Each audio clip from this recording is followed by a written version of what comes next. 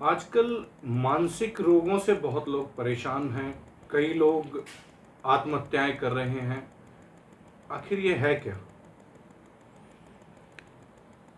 जब मैं psychiatric social work में पोस्ट ग्रेजुएशन कर रहा था तो भगवान कृष्ण के कहे हुए दो श्लोक मेरे दिमाग में आए थे और मैंने अपने जो प्रोफेसर थे डॉक्टर चंडी प्रसाद उनको वो दो श्लोक बताए। तो उन्होंने कहा कि सारी साइकेट्री तो गीता के दो श्लोक में है। भगवान कृष्ण कहते हैं ध्यायते विषान पुंस संगस्ते पूष जायते संगात संजायते कामा कामाद को उपजायते। बहुत सारे वैभव का ध्यान करने से संगस्ते पूछ जाते उसके अंदर हमारी आसक्ति पैदा हो जाती है। जैसे हम बहुत बड़ी बड़ी चीज़ों के बारे में सोच रहे हैं, हम बड़ी बड़ी गाड़ियों के बारे में सोचते हैं, बड़े बंगलों के बारे में देखें उनको, तो उनके अंदर हमारी आसक्ति पैदा हो जाती है। संगात संजायते कामा कामाद क्रोध हो जाते। और जब कामना पैदा, आसक्ति के बाद कामना पैदा हो जाती है उसे प्राप्त करने की, और कामना की पूर्ति में या उस वस्तु को प्राप्त करने में अगर कोई बाधा आ गई तो क्रोध पैदा हो जाता है। संगात संजायते कामा कामात क्रोध अभिजाति। और अगले बारे में कहते हैं क्रोधात भवत सम्मोह। क्रोध से सम्मोह पैदा हो जाता है, विवेक नष्ट हो जाता है। क्रोधात भवत सम्मोह सम्मोहाद स्मृत ब्रह्म स्मृत भिंसाद बुद्धिनाशो बुद्धिनाशाद प्रणश्यति। क्रोध से सम्मोह पैदा हुआ, विवेक नष्ट हो गया, और विवेक नष्ट हो जाएगा तो आप सही काम कर नहीं पाएंगे। वो कहते हैं स्मृत भिंसाद बुद्धिनाशो। और जब विवेक समाप्त हो जाता है तो हमारी स्मृति खत्म होने लगती है, या हमारी स्मृति में जो अच्छी बातें वो नहीं आती, जो खराब बातें हैं वो आती हैं, नेगेटिव थॉट आने लगते हैं।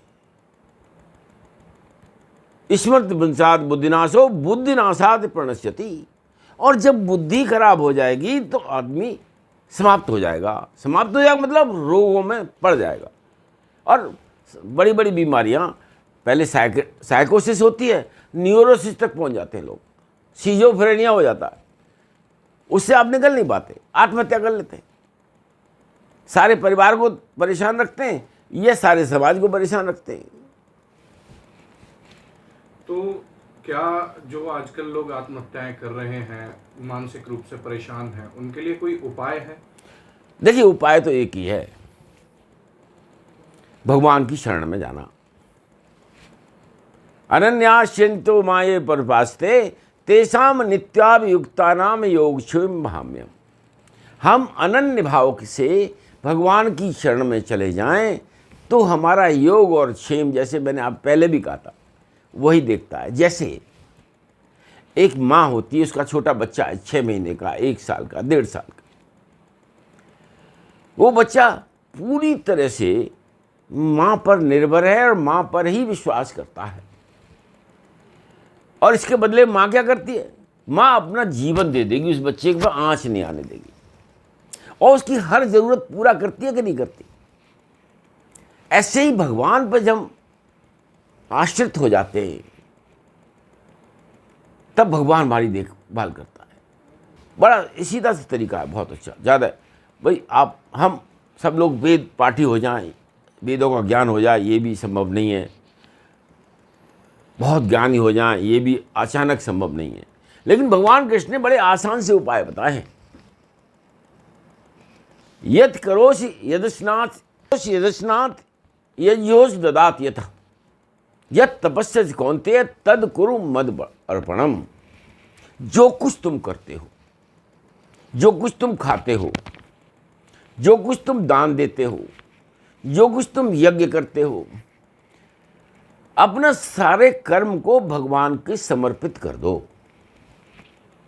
फिर उसकी जिम्मेदारी है कि आपका योगक्षेम वो देखेगा।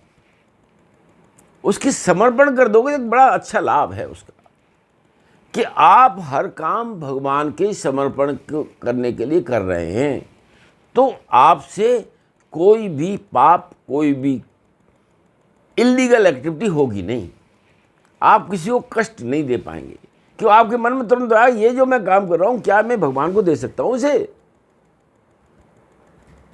मन मना भव मध्या जी मां नमस्कुर, उसमें रम जाइए। आप सारे कर्म करिए, हर कर्म का फल मिलेगा आपको, निश्चित बात है।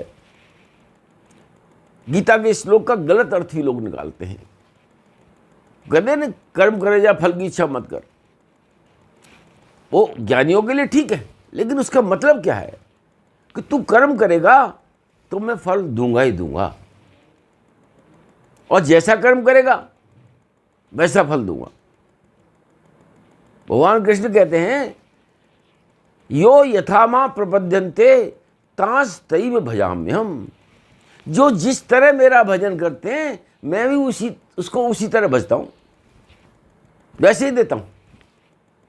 तो भगवान का अनन्य भाव से जब हम भजन कि शरण में चले जाएंगे और ये मान लेंगे कि भगवान हमारी माँ है और हम 1 साल के बच्चे हैं, इतना करना है बस आपको। इतना करोगे तो तनाव नहीं होगा और आप गलत रास्ता पकड़ोगे भी नहीं। और ये बता रहा हूँ, बहुत बड़ी बात कह रहा हूँ, अगर इतनी सी बात सारा समाज मान ले तो थाने की ज़रूरत खत्म हो जाएगी, न्यायालय की ज़रूरत खत्म हो जाएगी। मवई वंशे जे लोग जीव भूत सनातन, अब सारे लोग मेरा अंश है, ऐसा कृष्ण ने कहा। और जब हम अंश उसके हैं तो बाकी सब लोग भी अंश उसके हैं। तो एक पिता की संतान अगर 4 बच्चे होते तो उसको पिता मानते, भाई भाई मानते हैं अपने आप को। लेकिन जब हम सारे एक परम पिता की संतान हैं, उसके अंश हैं, तो हम किसके साथ अत्याचार करेंगे, किसको कष्ट देंगे? सब हमारा है। इसीलिए उपनिषदों में कहा कि वसुधैव कुटुंबकम। हमारे शास्त्रों में, हमारे सनातन धर्म में यही तो कहा गया।